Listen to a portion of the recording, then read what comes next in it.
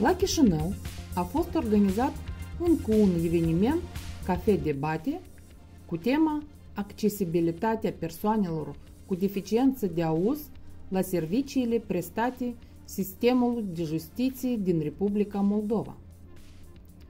Evenimentul s-a desfășurat la sala de festivități a Asociației Surzilor din Republica Moldova, reunind reprezentanții ai sectorului justiției, experți și organizații de profil.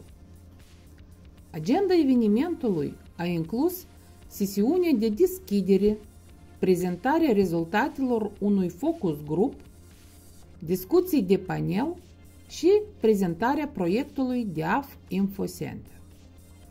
Evenimentul a fost deschis de Ana Cheptănaru, șef al secției legislație și practică judiciară din cadrul Agenției de Administrare a Instanțelor Judecătorești, Veronica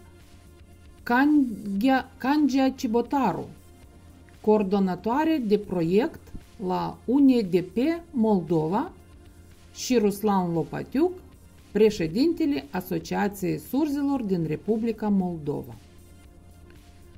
În cadrul prezentării rezultatelor focus grupului, Victor Corol, director executiv al Alianței Infonet, și Vitalie Meșter, director executiv al Centrului pentru Drepturile Persoanelor cu Dizabilități, au subliniat nevoile și provocările cu care se confruntă persoanele cu deficiență de auz în accesarea serviciilor juridice.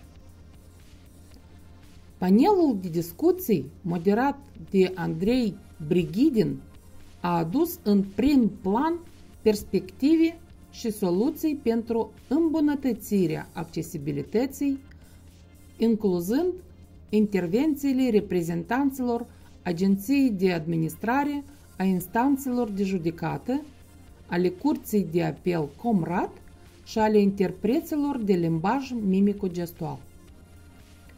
Printre subiectele abordate s-au numărat contractarea serviciilor de interpretare în limbajul mimico-gestual, dezvoltarea unui regulament de prestare a serviciilor de interpretare, propuneri pentru bugetarea serviciilor de traducere și necesitatea unui registru electronic al interpreților.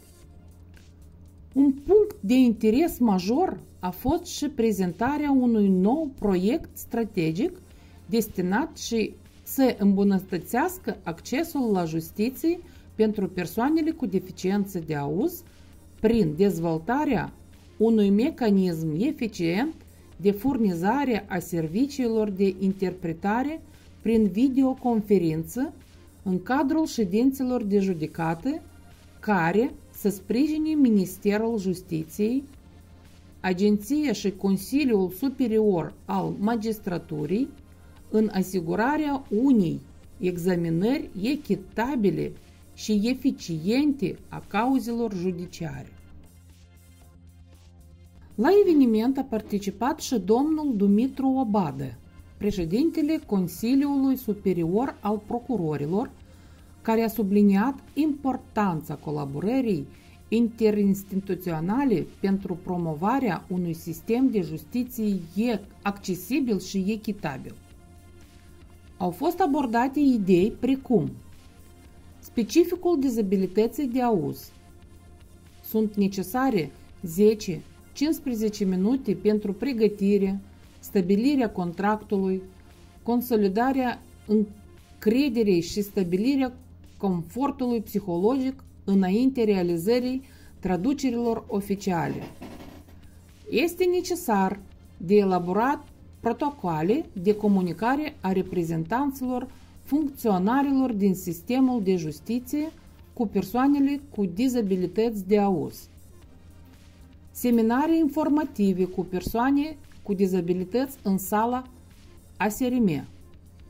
Drepturi și obligațiuni, cadrul legal. stereotipuri și prejudecăți despre persoanele cu dizabilități de auz. Este necesar să fie angajat un jurist sau instructor sau mediator care ar consulta persoanele cu dizabilități de auz la sediul Asociației Surzilor. Care ar fi fișa lui de post? Traficarea persoanelor cu dizabilități de auz de către membrii familiilor, lucrări și munci fizice, limitarea drepturilor și oportunităților de educație. Introducerea în curriculum colegiilor sau universităților cu profil juridic a unor teme specific privind comunitatea persoanelor cu dizabilități, inclusiv de auz, specificul și necesitățile sporite ale persoanelor cu deficiențe. Specificate lacune la contractarea serviciilor de interpretare în limbajul mimico-gestual. Contract tipizat de tip nou care să descrie situația, achitare la final de lună, act de primire-predare, transport, orele de așteptare. Dilemă. Contractul se semnează cu cine? Cu interpretul, cu asociația, cu Asociația Interpreților în limbajul mimico-gestual sau centrul ce urmează a fi creat pe lângă Ministerul Justiției.